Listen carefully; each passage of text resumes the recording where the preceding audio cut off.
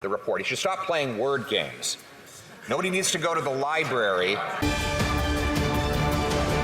It's a committee of parliamentarians that get top secret clearance so they can look at everything our intelligence committees do and then report back to our parliament. Hear, hear. Well, Leader of the Opposition. Well, the Prime Minister stated another falsehood. He said it reports to public. Many of its findings are not reported to public.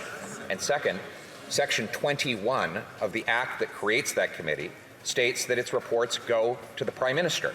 They have to go to the Prime Minister, and he is the one that decides what becomes public thereafter. Therefore, he knew when that committee reported that candidates received money directed by the dictatorship in Beijing, and yet he has been and continues to say exactly the opposite. Why? The Right Honourable Prime Minister.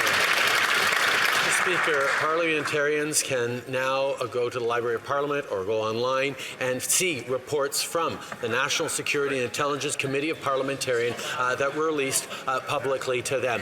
The National Security and Intelligence Committee of Parliamentarians, which the previous Conservative government opposed as an oversight body, actually allows parliamentarians to attain those top secret clearance levels to look into everything our intelligence agencies do and report back to Parliament, to me, to Canadians on how that's working.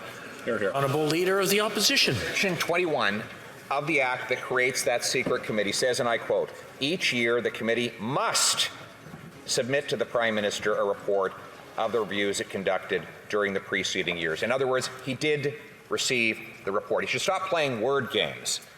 Nobody needs to go to the library. What we need to do is get to the truth. The Prime Minister knew that his own security committee said Beijing had directed funds to candidates in preceding elections, and yet he continues to say exactly the opposite. Is he saying that the committee is lying? The Right Honourable Prime Minister. Mr. Speaker, I'm happy to clear up the confusion around what the committee reports. Yes, the committee reports to me and to the government, but it also reports to parliamentarians and shares those reports. So this is the way many committees function in our government and will continue to. In regards to the issue of whether federal candidates received money from China, as I've stated many times, we have no information on that. Leader of the Opposition.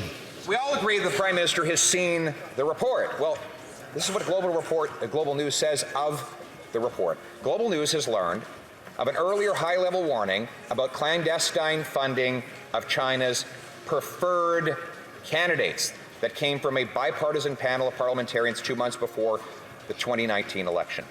China gave money to its preferred candidates. The Prime Minister admits that the committee reported to him on this fact. Why does he continue to state the diametric opposite of the truth in his answers in this House of Commons? The Right Honourable Prime Minister.